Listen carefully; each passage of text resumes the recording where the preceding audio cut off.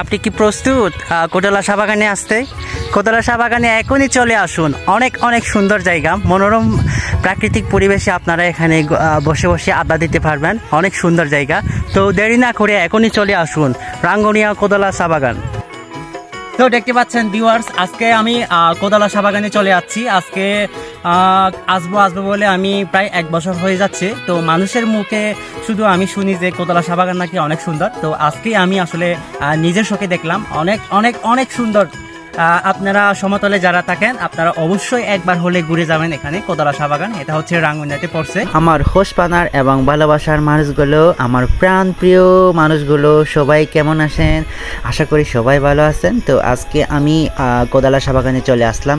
এত বড় সুন্দর জায়গার মধ্যে আমি চলে আসলাম। তো আমি তো প্রথমে এতটা সুন্দর বুঝতে পারি নাই, যতই ভিতরে গেছি ততই এত সুন্দর চা বাগানে আমি তো মুগ্ধ। আমার পেছনে দেখতে পাচ্ছেন খুবই সুন্দর চা বাগান, আর দৃশ্যটা খুবই সুন্দর। আমার মনে হচ্ছে কি আমি একদম সিলেটের চা বাগানের মধ্যে চলে আসছি। অনেক সুন্দর দৃশ্য। আজকে তো আমার ব্লগের মধ্যে আপনারা অবশ্যই দেখতে পাবেন। আজকে আমি সিলেটের মানে একদম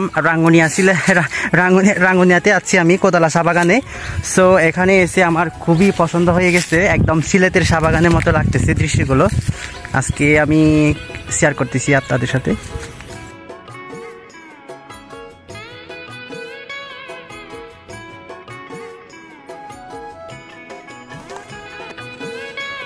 অনেক অনেক সুন্দর জায়গা, আপনারা চলে আসবেন। কিন্তু আপনারা যদি কোটালা চা বাগানে কোনোবার এখানে চলে আসেন, কিন্তু সময় নিয়ে চলে আসবেন, মানে অল্প সময় নিয়ে এখানে চলে আসবেন না।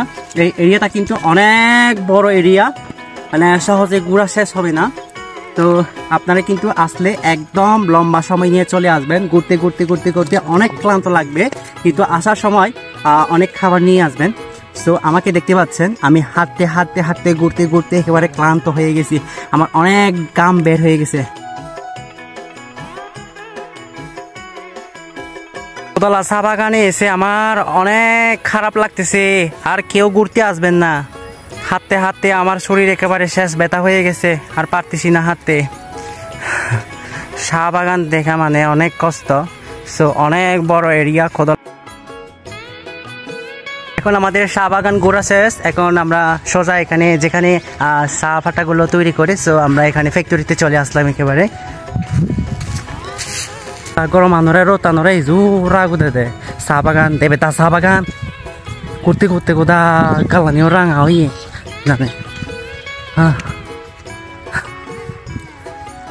টেঙাইও নে কেনা ফেসিয়াল করা যেদ জেন্টস পার্লারত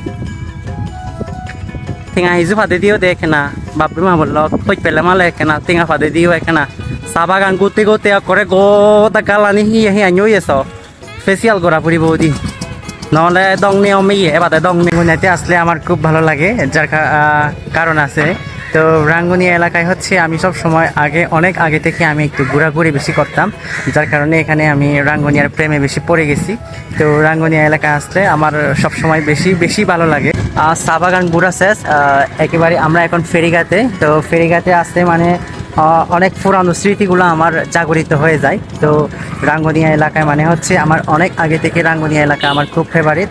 তো অনেক আগে থেকে আমি একটু বেশি ঘোরাঘুরি করতাম রাঙ্গুনিয়া এলাকায়। আপনারা বেশি করে ঘোরাঘুরি করুন, মনটাকে অনেক ভালো রাখুন, নিজেকে সুস্থ রাখুন।